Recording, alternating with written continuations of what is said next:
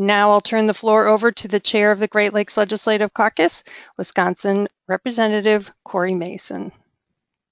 Well, good morning, everyone, and thank you very much for joining us today. We have two speakers to help us learn about the Great Lakes St. Lawrence River Basin Water Resource Compact, its history and purpose, the shared decision-making process by which the compact is implemented, and the opportunities for state and provincial legislators to be engaged in that process. These topics are very timely because the city of Waukesha, Wisconsin has made a request to divert water from the Great Lakes under the compact. We won't go into detail about the city's application today because that will be the focus of part 2 of this webinar series, which will take place on Thursday at the same time. But I do want to give everybody a little bit of context to help you all understand the significance of what we'll be hearing about today. Towards that end, I'll share just a few key points about the city's request, with my remarks being taken from the Wisconsin Department of Natural Resources one-page overview of the application. You'll find a link to that file on the caucus's website. First, for background, the city of Waukesha is located in southeast Wisconsin, 17 miles west of Lake Michigan. The Great Lake Compact prohibits diversions of Great Lakes water with limited exceptions. Waukesha seeks an exception from the prohibition. Under the exemption that allows a community within a straddling county, such as Waukesha, to apply for a diversion if certain criteria are met. The city asserts that it needs a new source of water to address water quantity and quality concerns, a problem of high radium concentration in the groundwater being the reason given. The city is under a 2009 Wisconsin court judgment to develop a permanent solution to the radium contamination problem by 2018. The city first applied in May 2010 and submitted its latest revised application to the Wisconsin DNR in October of 2013. On June 25th, 2015, the DNR released a draft technical review and draft environmental impact statement and is seeking public comment on those documents. The public comment period will run through August 28th, 2015. Admittedly, that is a very brief background on the subject of Waukesha's diversion request, but we'll definitely be hearing more on those specifics on Thursday. Today, we're going to focus on the compact itself, and I'm very pleased that we have two speakers who are extremely well qualified to speak on this topic. The compact, I'm learning as I've been in office for 9 years, for those who were around for the compact's passage, they remember a lot about it, but there's people who've been elected since then who may have heard something about it but could definitely benefit from our speakers today. Our first speaker will be David Naftzger, who is the Chief Executive Officer of the Conference of Great Lakes and St. Lawrence Governors and Premiers. The conference unites 8 U.S. governors and 2 Canadian premiers working together to grow the region's $5 trillion economy and protect its world-class environment. David manages 10 foreign trade offices, the Regional Maritime Transportation Collaboration, and the Great Lakes Tourism Partnership. He drove the region's historic water accords, including the Great Lakes Compact, to successful completion. He also helped lead the partnership that has resulted in $2 billion in new federal funding to protect and restore the Great Lakes. Our second speaker will be Molly Flanagan, who is Vice President for Policy with the Alliance for the Great Lakes. Ms. Flanagan is responsible for leading all aspects of the Alliance's strategic policy, advocacy, and reform efforts. Prior to joining the Alliance last spring, Ms. Flanagan spent several years as Senior Program Officer at the Joyce Foundation, where she led and co-led critical work that transformed the ability of our Great Lakes region to respond to its most significant challenges. One of her accomplishments at the foundation was to help facilitate the creation and management of a Great Lakes Funders Collaborative that has generated a new focus on the Great Lakes from the philanthropic community in the U.S. and Canada. David and Molly are both familiar faces to caucus members, having spoken previously at our meetings and workshops, and I want to welcome you both to your first presenting on one of our webinars. Thank you for joining us today. David, you have the floor. Thank you very much, Representative Mason, and thank you, Lisa, for coordinating today's briefing. Really appreciate the opportunity to talk with the Legislative Caucus. The caucus has had a good partnership with the governors and premiers over a long period of time working together on Great Lakes issues, so it's nice to have a chance to talk with you once again. For those that are not familiar with the Conference of Great Lakes and St. Lawrence Governors and Premiers, This is effectively a rebranding of the Council of Great Lakes Governors. Building on 30 years of history, the conference brings together the governors and premiers as equal partners to work on the issues that Representative Mason described with my bio related to environmental protection and economic development. Next slide. The chair of the conference is Governor Rick Snyder from Michigan, and as you can see, it includes the governors and premiers from the 8 states and 2 provinces. Next slide. Over a long period of time, the governors, premiers, states, provinces, and federal governments have worked to provide protections for the Great Lakes and St. Lawrence River, ensuring that water levels remain at healthy levels and that appropriate protections are in place to deal with diversions and uses within the basin. About a 100-year history still left an incomplete patchwork of protections until about 10 years ago when the Great Lakes St. Lawrence River Basin Sustainable Water Resources and Agreement and Compact were completed. Next slide. Driving home the patchwork nature of protections that were in place prior to the compact were a series of events that really served as exclamation points for the need to work together in new ways to protect the Great Lakes. As many of you will recall, in 1998 there was a proposal to take water by tanker out of Lake Superior to Asia by the Nova Group in Ontario. The proposal was initially granted approval by the province, although ultimately rescinded. It really rang alarm bells and underscored the need to work together in new ways to protect the Great Lakes. Around the same time, there were lower lake levels, followed by the call by both federal governments through the IJC and the U.S. Congress through the Water Resources Development Act to try to develop a more binding legal arrangement around Great Lakes water use. That was followed by the Great Lakes Charter Annex, and then a roughly 5-year process to develop what became the agreement and the compact. Next slide. The governors and premiers led this effort and created a working group of senior staff and agency personnel to work together.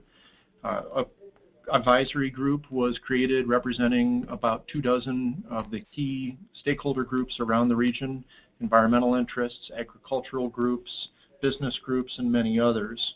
There was a resource group of federal agencies, technical experts, and other interests so that that could be brought to the table. There was ongoing dialogue and consultations that occurred with the tribes and the First Nations, and there was a robust public involvement process that included some 50 to 100 public meetings and upwards of 13,000 public comments throughout the 5-year negotiation process. Next slide. The very comprehensive development process resulted in comments like the one you see here from US EPA Administrator Mike Levitt. It was a model process in many ways that was cited by others in designing public participation processes.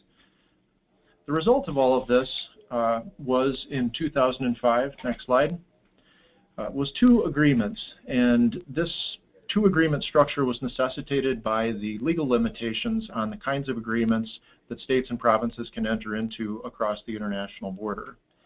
What I'll call the agreement was a good faith accord among the governors and the premiers that effectively was a set of promises about what they would do to put the agreement's protections into law.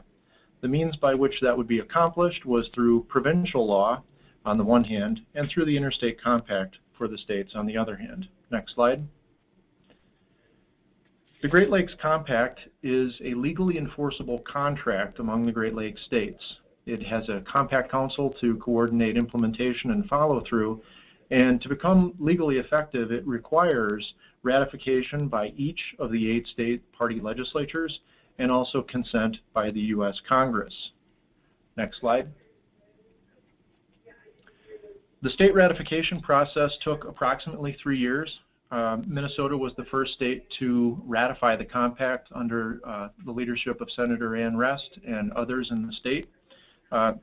Approval then followed by the other 7 states. Next slide. With Michigan completing the state approval process.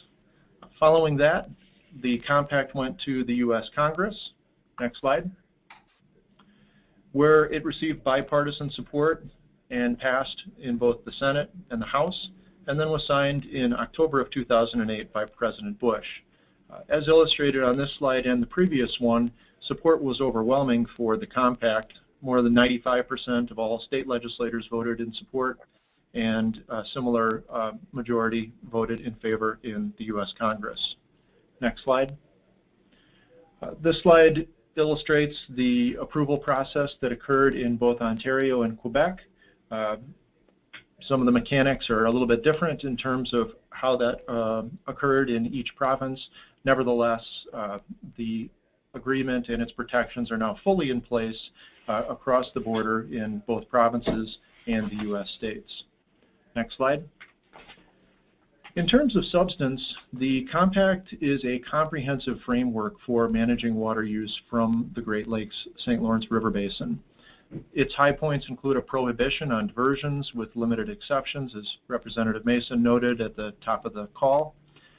It provides a framework for state management and regulation of in-basin uses, relying on a common decision-making standard for review. It includes water conservation and efficiency goals and a framework for putting in place state and provincial programs. Water use information and a commitment to ongoing science improvements are also key to the agreement and to the compact. Next slide. With regards to management of water use from the Great Lakes St. Lawrence River Basin, a baseline was created in 2008, so all new or increased uses after that time would be subject to management and regulation pursuant to specific program parameters determined by each state. Since 2013, each state has had in place a program to manage these withdrawals and consumptive uses, and reports are now being regularly submitted to the Compact Council and to the regional body, providing details of how the compact and agreement are being followed through. Those are all available on the regional body and Compact Council websites. Next slide. Water conservation and efficiency is a cornerstone of the Great Lakes Compact and Agreement. Regional objectives have been developed for the first time ever for a resource like the Great Lakes St. Lawrence River Basin. These have been important in providing context and guidance to state and provincial programs, and annual assessments are being done of the state and provincial water conservation and efficiency efforts. Those are similarly available on the websites of the regional body and Compact Council. Next slide. Water use information has been a focus for better managing the water resources of the basin, and an ongoing effort facilitated by the Great Lakes Commission, the U.S. Geological Survey, and other partners has resulted in new protocols and procedures to ensure that improved water use information is being collected and can be used to inform decision making. Next slide. Water use information is very important for a variety of reasons, one of which is to better understand how all of the water use from the basin is cumulatively affecting the resource. The first assessment ever was conducted in 2013, resulting in a comparison of water use to the overall water budget for the entire system. The cumulative impact assessment is a means for adaptive management on an ongoing basis, and these assessments will be conducted at least every 5 years going into the future. These are an important means to then review decision-making standards and to ensure that the compact and agreements provisions continue to provide the kinds of protections that the creators intended. Next slide. Probably the most significant component in terms of the public visibility of the compact has been its provisions related to diversions. Diversions have been a long-term concern for many in the basin, and of course people look around the world and to other parts of the United States and Canada and see persistent drought, different water shortages and crises, and of course those needs need to be solved by the people in those regions, just as we've worked hard to solve our water needs here in this region. For that reason, diversions are banned with limited, strictly regulated exceptions. You see the exceptions listed here, And those include communities that are straddling the basin divide, where a portion of the community is inside the Great Lakes St. Lawrence River Basin and a part is outside. Communities in straddling counties, those are communities that lie wholly outside of the Great Lakes St. Lawrence River Basin, but are within a county that is at least partially inside the basin. And also intra-basin transfers. If you look at the map in the top left corner of the slide, you can see the watersheds for Lake Superior, Lake Erie, and so forth. Transfers of water between those major watersheds are dealt with in the same vein as diversions, although with a slightly different management framework. Beyond that, there are some exemptions. You see them listed here. Next slide. The focus of what we're talking about here today with the application from the city of Waukesha, Wisconsin, is a community in a straddling county. You see all of the straddling counties or their equivalent indicated here on the slide. So the borders that you see around the basin represent the furthest distance for any possible application for a diversion from the Great Lakes St. Lawrence River Basin. In no case under the compact and the agreement can water be taken beyond those boundaries. The shaded areas indicate the basin itself, and the different colors illustrate the Lake Superior watershed, the Huron, Michigan watershed, and so forth. Next slide. Specific to the city of Waukesha proposal, you see the map indicating the service area that has been planned, and the proposal that has been put forward is to request 10.1 million gallons a day average for the planned water service area build out. Comprehensive information on the application, the service area, some of the issues behind the application and why it's being made are all available on the Wisconsin Department of Natural Resources website.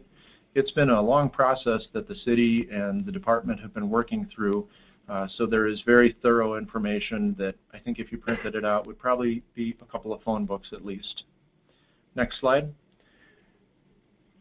The process for regional consideration will only follow if the state of Wisconsin determines that the application is approvable under state law. To be clear, the action at that point then is not an approval by the state, but rather a finding by the state that under its state law, the proposal would be approvable. Under that scenario then, the proposal would be forwarded to the regional body, including the governors and the premiers, and also to the Compact Council representing the governors. Immediately upon receipt of the application, a conference call will be held open to the public, and a full sequence of events will be run through. The general framework for how the regional decision-making process will flow is available on the regional body and the Compact Council website. During the conference call that I just referenced, what we'll do is work through very comprehensively the sequence of events and also talk about it in the context of specific dates. That call and related notices that would be provided would also serve then as the official notice for the decision-making process and the 6 months during which we expect it to occur. Immediately following the initial conference call where we would review the process and the basics of the application, we would have a public briefing describing in more detail all of the information, and we would then begin the public comment period. Following on that, we plan to hold a public hearing in Wisconsin. For those who may have attended the meeting last night in Waukesha or today's in Milwaukee or Racine, we plan to follow a somewhat similar format with a briefing overview of the application and its contents, provide an opportunity for questions, and then to receive comments for the record. Next slide. Following the public comment period, full review of all of the comments received, all of the technical review and information that's been submitted by the state of Wisconsin, any additional reviews that the states may have done either together or independently. All of that would come together and a meeting would be held of the regional body to issue what's called a declaration of finding. The declaration of finding is the means by which the regional body will telegraph whether it finds the application consistent with the decision-making standards, inconsistent and in need of some modification, or inconsistent altogether. Following the declaration of findings issuance, 30 days later or so, a meeting will be held of the Compact Council. This is the governors, and the decision will be made on the proposal. The way that the compact is structured, the proposal cannot move forward if any governor votes no on the proposal. So if any one governor finds that the proposal is inconsistent with the compact or its decision-making standards, the proposal then cannot move forward. If a vote occurs finding that the application is consistent with the compact and its standards, then the proposal would go back to the state of Wisconsin, who can then take final action in terms of issuing a permit or other appropriate actions under state law. But they are unable to move forward with that absent an affirmative vote by the Compact Council and the 6-month process of review that will occur through the regional body.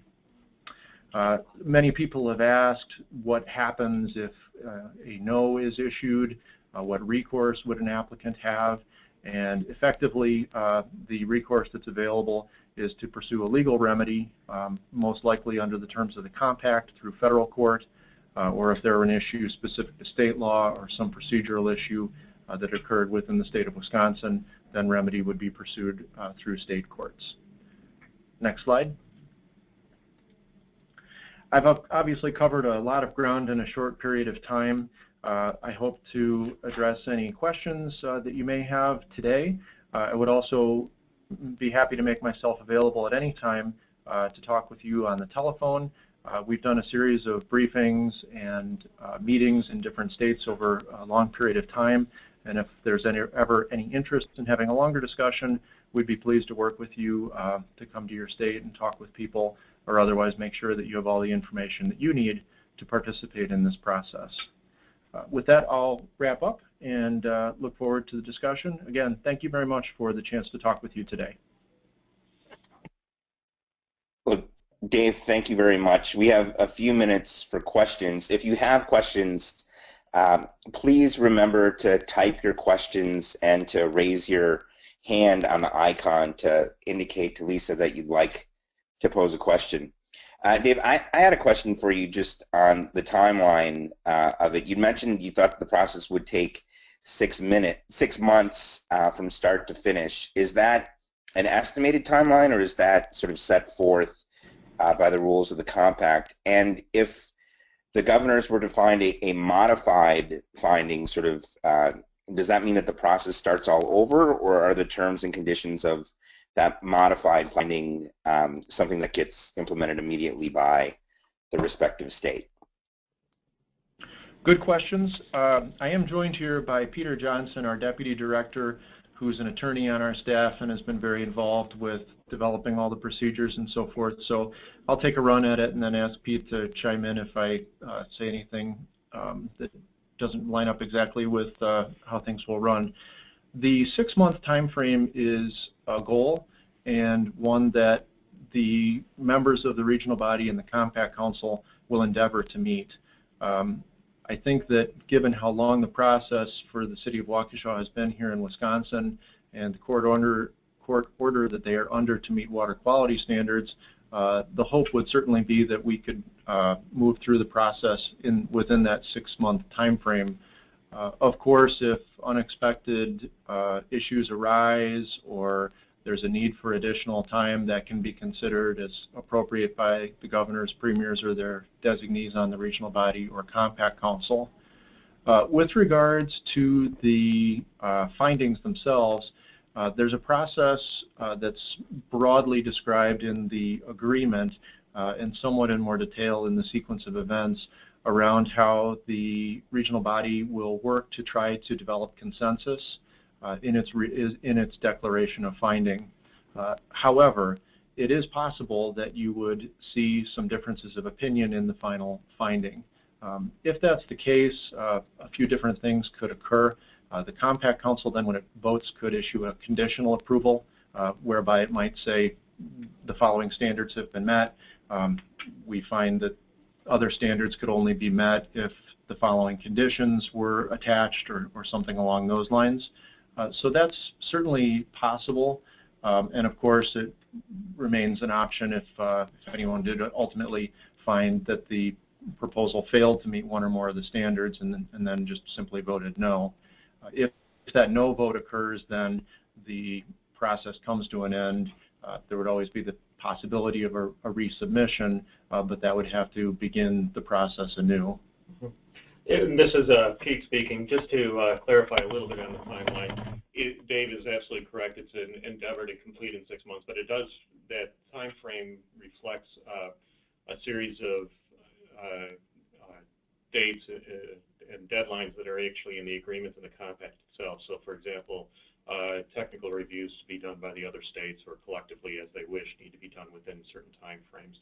So it's not just folks sitting around saying we'd like to get this done in 6 months. It actually reflects some times that are in the agreement and the compact, the underlying documents there. With regard to your other question about restarting the process, I mean, really, to some extent, I think that would rely on or depend on, in this case, the state of Wisconsin's own rules and laws. If the regional body, and or in some regards, more importantly, the Compact Council, if they said we'll agree under these conditions, if the state doesn't think they need to go back through the process, then I don't think you need to go back through the process of reviewing. There may be some requirements under state law that I don't feel confident speaking to one way or the other. Thank you. If we can, we'll hand it over to Molly Flanagan with the Alliance for the Great Lakes. Molly, you have the floor. Thank you, Representative Mason. Thanks, Lisa, and the Council of State Governments for organizing this webinar today. And Dave, thanks for your great background on the Great Lakes Compact. I am going to be talking to you today a bit about a number of things. And Lisa, I don't know if you're working on getting my presentation up, so you can go to the next slide. I'm going to start by giving you all a little bit of background about the Alliance for the Great Lakes, so you'll understand sort of what our stake is in both the Great Lakes Compact and specifically in Waukesha's diversion application. I'm going to talk a little bit about something I bet you all know, and that is the importance of the Great Lakes to our region. I'm going to talk a little bit about the Waukesha diversion because of its importance as a precedent-setting diversion application under the Great Lakes Compact. It's the first test of the compact, and so you know, we and a number of others, including probably all of you, are paying special attention to this. I want to talk a little bit about and reinforce some of what Dave said about the role that the Great Lakes governors, each of them, have to play in this. And then finally, I want to talk a little bit about the role that I see that state legislators could play in this, and also some additional work that the Great Lakes Legislative Caucus might be able to do on this. So that's what I'm going to talk about. Lisa, if you go to the next slide. So at the Alliance for the Great Lakes, our mission is to conserve and restore the world's largest freshwater resource. And we do that through our policy work, through education efforts, including K-12 curriculum that are being implemented in some Great Lakes cities, including in Racine, Wisconsin, and through actual local efforts on the ground to restore the Great Lakes. And our goal is to make sure that we have a healthy Great Lakes system and clean water for generations of people and wildlife. Next slide. So we currently have offices with staff in Buffalo, New York, Cleveland, Ohio, both Grand Haven and Detroit, Michigan. Our headquarters are in Chicago, Illinois, and then also in Milwaukee, Wisconsin, and some contractors in Green Bay, Wisconsin. In addition to that, we have seasonal employees in Duluth, Minnesota. So the Alliance, we have programs that impact all 5 of the Great Lakes, and our volunteer programs work in all of the Great Lakes states. And these programs aim to address conserving Great Lakes water, improving water quality with a specific focus on nutrient pollution from cities and farms, stopping new invasive species from getting into the Great Lakes, creating new Great Lakes stewards, communities that really identify with the Great Lakes, and then residents of those communities who are willing to go to bat for the Great Lakes, and then building coastal resiliency through strong community networks that implement both policies and practices along the coastline of the Great Lakes. Next slide. So we're a respected, nonpartisan Great Lakes policy leader, and as Lisa and Representative Mason pointed out, I am a relatively new addition to the Alliance for the Great Lakes. I started in my role of Vice President of Policy in April of this year, and my job is actually to be running our policy work. So, and work under the Great Lakes Compact and on the Waukesha Diversion specifically fits under my purview. Next slide. So these are photos that highlight just 5 restoration projects that build upon our. So along getting people out to actually clean up beaches throughout the Great Lakes region, we also do local restoration projects in Great Lakes communities. So that's one of the ways in which we're having local impact. Next slide.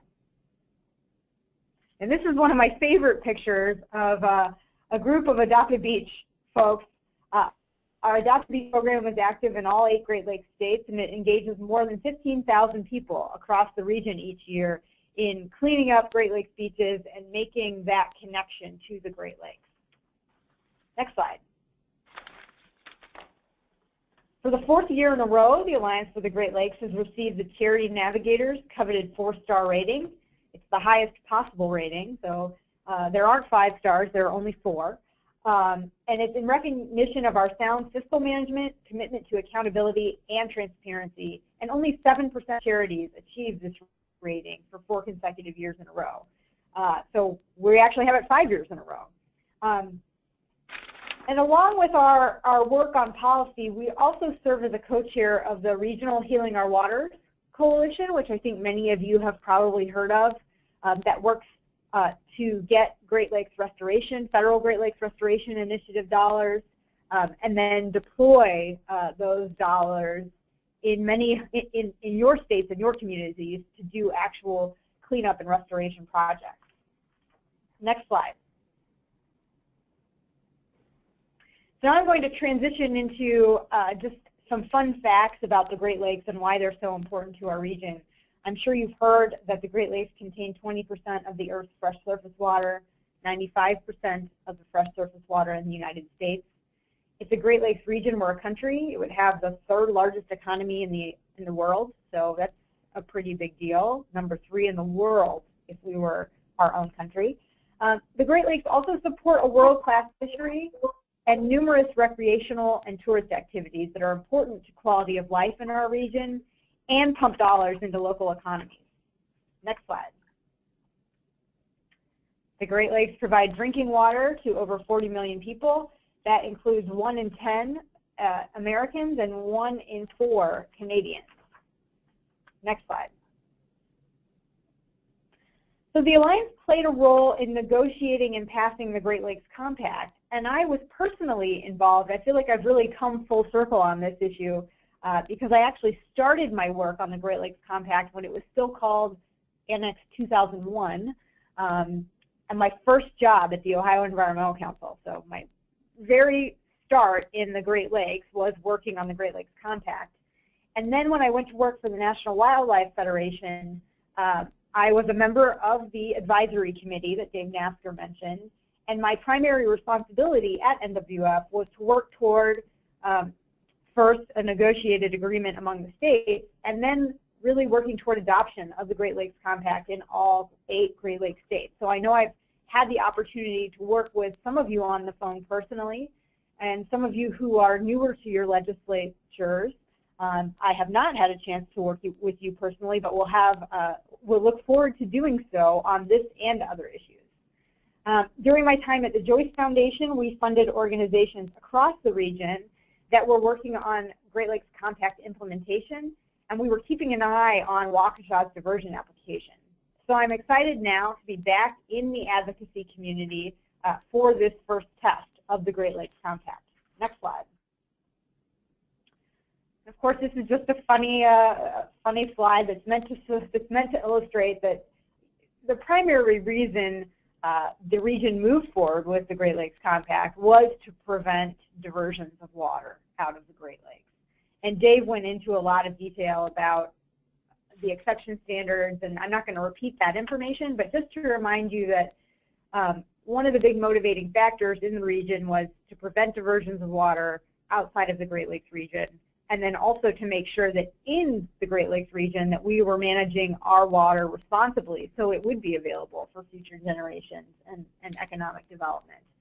And I do think, you know, with the big drought in Seattle and in Washington and California and a lot of water stress in the Southwest United States, we got this thing in place at just the right time to really hopefully protect the Great Lakes from some of those large-scale diversions outside of the region. Next slide. Oh, that one didn't show up well.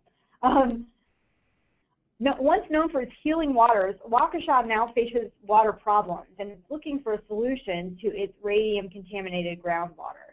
And the first thing I want to say as I move into talking about the Waukesha diversion application is that the Alliance for the Great Lakes is not opposed to diversions of water from the Great Lakes as long as they're held to the high standards of the Great Lakes Compact. So we feel like a diversion of Great Lakes water should be a difficult thing to get approval for. We think the exception standard outlined in the Great Lakes Compact is a high bar to meet, but we also feel like it is possible to meet it, and so it is possible that diversions of water outside of the Great Lakes to straddling communities and communities within straddling counties is a possibility.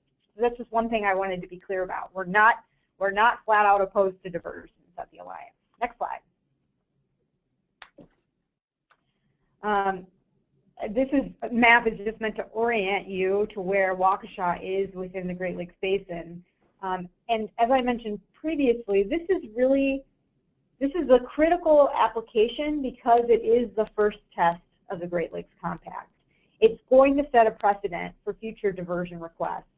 And that's why Waukesha's diversion request is receiving so much attention from people in Wisconsin and from people across the Great Lakes region. It's really important that we get this one right because it's going to set the stage for other communities that would like to divert Great Lakes water.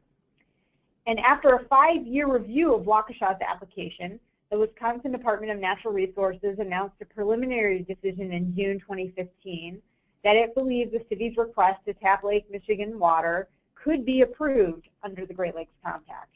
Next slide.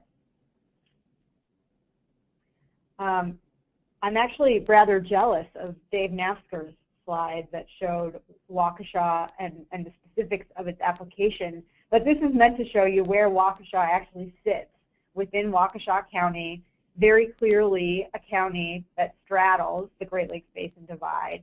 And because it is a city located in a county that straddles the Great Lakes Basin, it is eligible to request water under the Great Lakes Compact. Next slide. So a little bit of additional background information on Waukesha's diversion request, and you've heard some of this, but I am going to repeat some of it and then hopefully hit on a few new pieces of information. The first is that Waukesha is under orders from EPA to comply with radium limits by 2018, and this is a serious public health problem. Everyone deserves clean, safe drinking water, and we absolutely agree that Waukesha needs to figure out a way to provide safe drinking water to its residents, and that Waukesha is trying to do that through a diversion of water from Lake Michigan. Currently, the city of Waukesha is using an average of approximately 6 million gallons of water per day, but they're requesting 16.7 million gallons per day in terms of maximum capacity from Lake Michigan, which would be an average of about 10 million gallons per day on average from the Lake Michigan diversion. And part of the reason that this amount is so much higher than its current use is because Waukesha is has done something to meet Wisconsin law, and that is it has included an extended service area. So what Waukesha is proposing is that it would provide water to its current service area, current businesses and residents, but it would also be providing water to some towns or some portions of communities that surround the city of Waukesha. So that's what I mean when I say extended service area. And we feel at the Alliance for the Great Lakes that Waukesha has done that to meet a requirement of Wisconsin law, but we have concerns that Wisconsin law is actually conflicting with the Great Lakes Compact. So I'm not blaming Waukesha for this, but I am just highlighting that there may be a part of Wisconsin's law that currently conflicts with the compact, and that's something we're taking a close look at, and that we're encouraging other states, as they're taking a look at the proposal, that they take a close look at that as well. Next slide. So as Dave points out, each governor is going to have a say in Waukesha's diversion decision because as voting members of the Compact Council, they'll each have an opportunity to approve or deny or approve with conditions Waukesha's request for diversion. Next slide. And so how do state legislators fit into this? Well, in a number of ways. First, you can submit comments to Wisconsin DNR before its August 28th deadline, if that's something that you're interested in. The Alliance for the Great Lakes, we will be submitting comments, and that is something I can make available to Lisa when it's complete, that she is welcome to share with any of you if you are interested. And then soon, as Dave Naftzger was laying out the timeline, we don't know for sure, but we're expecting that Wisconsin is going to forward the diversion application to the regional body and Compact Council for review. And either before that happens or when that happens, there's going to be an opportunity for legislators to get even more involved by hosting, you could host briefings for your colleagues in your state. You could pass state resolutions reminding the governor and his or her administration, I guess, they're all men, of the requirements of the Great Lakes Compact and making sure that Waukesha's diversion application meets those requirements. You could submit comments directly to your governor and administration or request meetings with those folks. Letters to the editor or other media outreach to make sure that citizens in your state know that this is a big regional issue and why it's important to your state. Because I think, if you're in New York or Pennsylvania, you may wonder why you should care about a diversion of water in the state of Wisconsin. And that's something I think state legislators are in a particularly good position to explain to your constituents why your citizens and residents might care about this issue. And then the Great Lakes Legislative Caucus could also host a policy workshop or workshops on this. And I know there's been some interest expressed by the state of Michigan in doing a Great Lakes policy workshop, which could be a place where legislators could continue this conversation. So I think legislators can work to influence the questions that your governors ask and the decision that they ultimately make about Waukesha's water diversion. And I wrote up a couple of questions that I would encourage you to ask yourself and your colleagues to ask themselves as they're considering Waukesha's diversion request. The first one is, does Waukesha's water diversion application meet the exception standard in the Great Lakes Compact? And I'd harken back to something I said earlier in this presentation, and that is the exception standard sets a really high bar. It's not an impossible bar, but it's a high bar. And so we want to make sure that Waukesha meets the diversion exception standard. Some specific areas to pay attention to and some questions that I'm asking myself and that I'd encourage you to ask yourself is the diversion of Lake Michigan water Waukesha's only option for providing safe drinking water to its residents? Number two, does the extended service area meet the definition of a community within a straddling county in the Great Lakes Compact? So is there actually a conflict between Wisconsin law and the Great Lakes Compact around the extended service area issue. Number 3, how will returning water to the Great Lakes Basin potentially impact the receiving waters, the Root River? And number 4, is the amount of water requested appropriate given the terms of the Great Lakes Compact? And I'm not going to answer those questions, as they're all questions we're still answering and that you need to answer for yourself. But I will say that if you tune in to Thursday's webinar, you'll hear from the City of Waukesha and the Wisconsin Compact Implementation Coalition about their perspective and their answers to these questions. So, it's not cut and dry. There are certainly, there's a lot of nuance in this, and I think if you tune in on Thursday, you're going to hear very different perspectives from the City of Waukesha and from the Wisconsin Compact Implementation Coalition. So I'd encourage you, if you're able, to participate or to have your staff participate in that webinar, because I think the questions that I've asked and that I hope you'll be asking yourself, you're going to get to hear two sides of answers on that webinar. So I think that will be a worthwhile use of time. Next slide. So finally, I wanted to pick this gorgeous picture because it's a reminder of what we are working to protect at the Alliance for the Great Lakes and what I know each of you is working to protect in your role as a state legislator. And similar to Dave Naftzger, I am available to answer questions now, and also if you or your staff have questions after this webinar or during this process, you're welcome to reach out to me directly.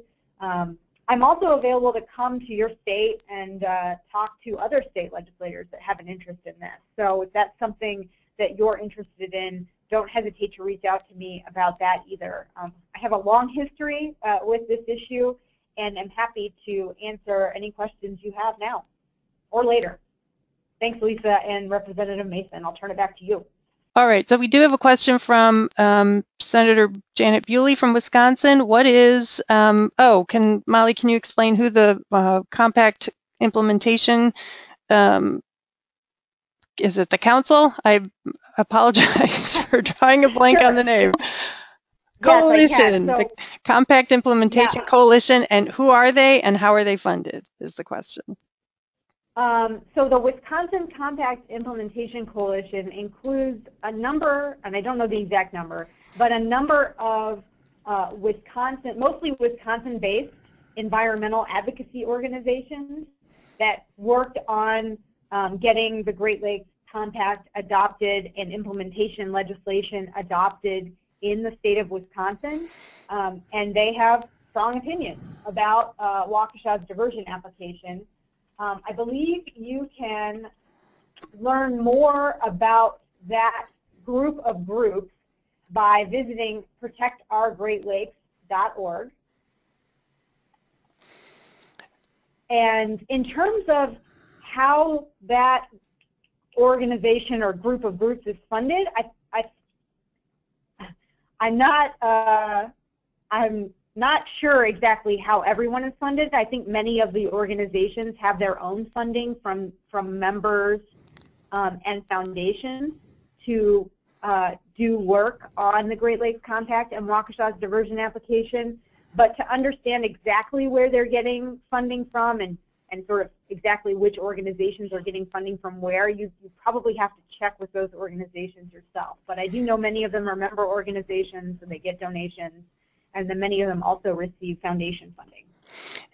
And we'll definitely be able to ask that question again on Thursday's webinar. And Molly, thank you for putting in a plug for Thursday's webinar. To those of you on today's webinar, I'll definitely be sending the link to register for that webinar later today. We did have another question, and I don't know, Dave or Molly, which one of you would like to address this, but the question is, what in Wisconsin law led Waukesha to establish the extended service area, and why does this conflict with the compact?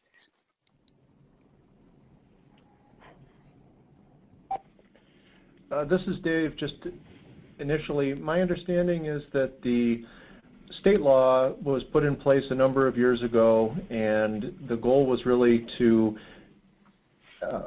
direct the regional planning commissions to be the ones that determine service areas both for sewerage and for drinking water purposes.